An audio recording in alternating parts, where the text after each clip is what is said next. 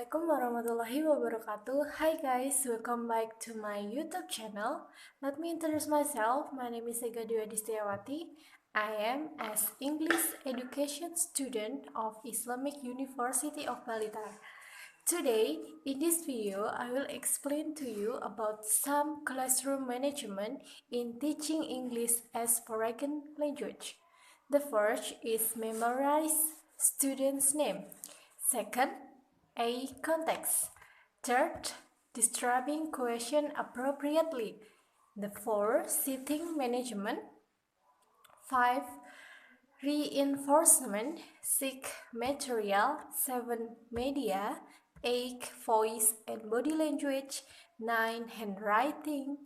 10, approach or method or technique. And the last is evaluation. Before Before I start it, don't forget to like, comment, subscribe, and share to all your social media. Okay, the first discussion I will discuss about memorize students' name. Maybe a lot of people ask, why do you have to remember the name of the students? How important are we as teachers to remember students' name? So, in my opinion, remembering the name of the student is very important because remembering the name of the students will facilitate teacher in the learning process, especially when asking questions to students. In addition, remembering the name of the students will build chemistry between the teacher and student in the class. Eye contact also influences in learning process because by looking into the eyes of the student, it is a way to show interest to student that the teacher is explaining the material and student must listen. The third is describing question appropriately. How the way are we as teacher to delivering question to students in class? We as teachers must be creative and innovative in raising question to student. The third is describing question appropriately. How the way are we as teacher in delivering question to student in class? We as teacher must be creative and innovative in raising question to students. The way we do it must be interesting so students don't get bored. Example of ways to convey question to students are as if we are using a media games or giving stories about the question that will be asked.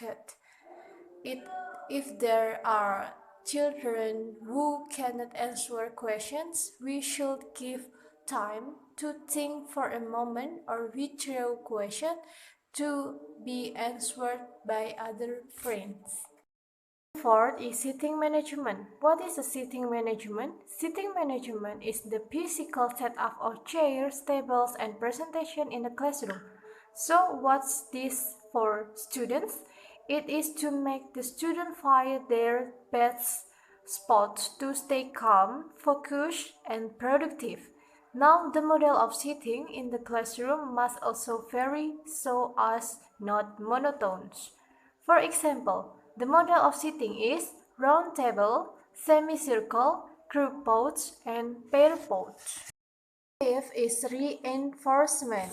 Reinforcement is a form of learning atmosphere, the fun that has been given by the teacher to student with the aims that positive behavior of student can increase it.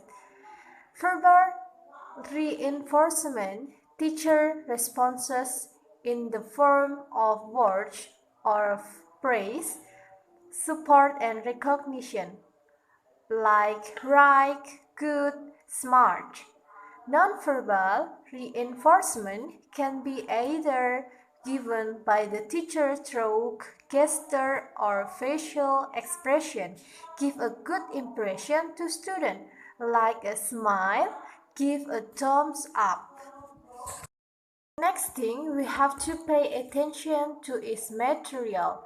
As teacher, we must prepare the material as best we can because this is to make it easier for us to teach students and assist us in delivering good material to students in class. Media. Learning media is a media used in the context of effort to improve or enhance the quality of the teaching and learning process.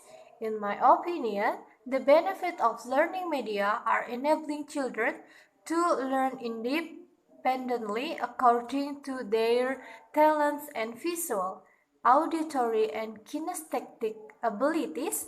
If seen based on the development of instruction, media technology is divided into four, namely, first, media is the result of print technology such as book and newspaper. Media is the result of audiovisual technology such as television and film. Third, media is the result of computer-based technology. Fourth, media resulting from a combination of print and computer technology.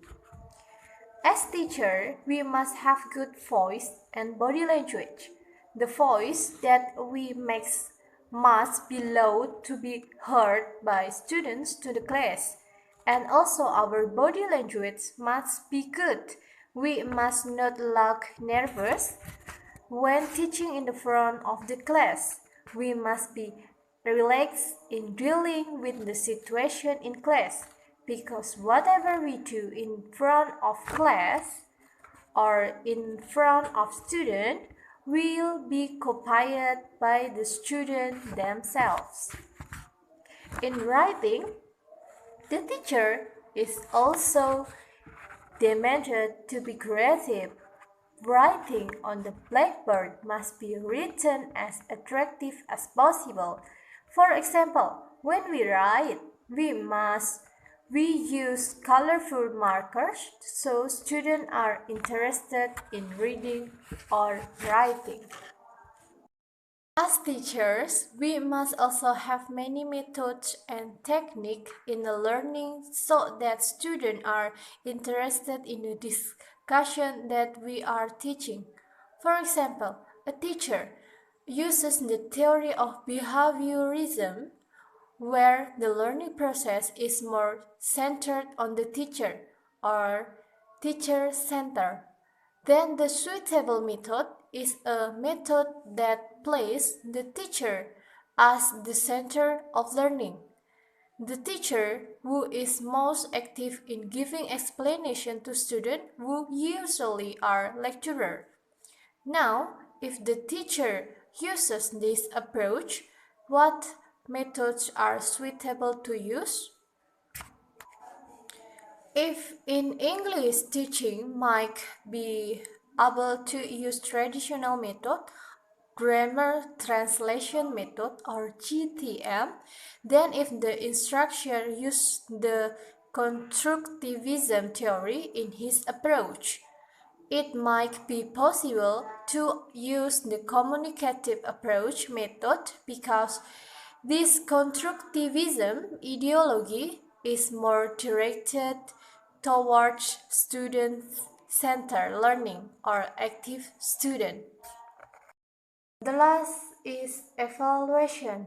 Evaluation of learning is very important to find out whether or not an effective learning system is implemented by educator. Because if an educator does not conduct an evaluation, the educator is the same as there is no progress in designing the learning system. So that student can feel bored with the learning system that is constantly the same.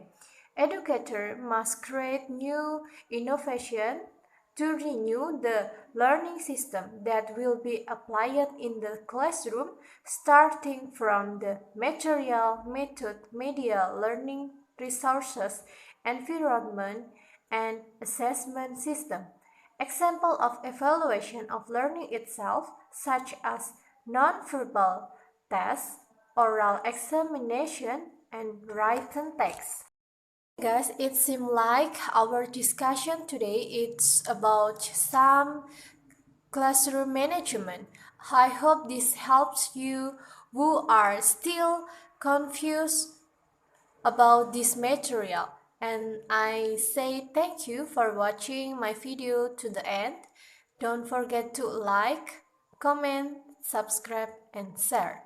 Wait for me in the next video. Wassalamualaikum warahmatullahi wabarakatuh.